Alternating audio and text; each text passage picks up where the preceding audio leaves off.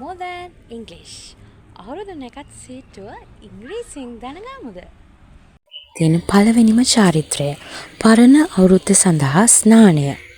Bathing for the old year. Bathing for the old year. Bathing for the old year. අප්‍රේල් 13 වෙනි ඉරිදා තමයි 2025 වර්ෂය සඳහා පරණ අවුරුද්ද වෙනුවෙන් ස්නානය කිරීම යෙදිලා තියෙන්නේ. අලුත් අවුරුදු උදාව. එහෙම නැත්නම් Dawn of the New Year. Dawn of the New Year. Dawn of the New Year. මේ නැකත යෙදලා තියෙන්නේ අප්‍රේල් මාසයේ 14 වෙනි සඳුදා පූර්ව භාග. ඒ කියන්නේ උදේ පාන්දර 3:21ට. පුණ්‍ය කාලය එහෙමත් නැත්නම් නොනගතය. ඉංග්‍රීසි වලින් හඳුන්වනවා neutral period. Neutral period. Neutral period. Or else inauspicious period. Inauspicious period. Inauspicious period.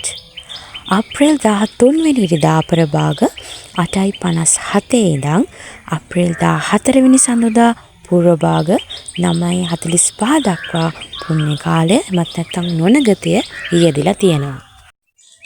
ලිප ගිනි මෙලවීම. Lighting the hearth. Lighting the hearth. Lighting the hearth. අප්‍රේල් මාසයේ 14 වෙනි සඳුදා පූර්ව භාග 4:04ට තමයි මේ සුබ නැකත යෙදලා තියෙන්නේ. වැඩ ඇල්ලීම, ගනුදෙනු කිරීම හා ආහාර අනුභවය. Start of work, transactions and consuming meals. Start of work, transactions and consuming meals. Start of work, transactions and consuming meals. මේ සඳහා සුබ නැකත යෙදලා තියෙනවා අප්‍රේල් 14 වෙනි සඳුදා පූර්ව භාග 6:44ට. හිස තෙල් ගෑම. Anointing of oil. Anointing of oil. Anointing of oil. අප්‍රේල් 16 වැනි බදාදා පූර්ව භාග 9:04ට තමයි හිස තෙල් ගෑමේ චාරිත්‍රය යෙදලා තියෙන්නේ.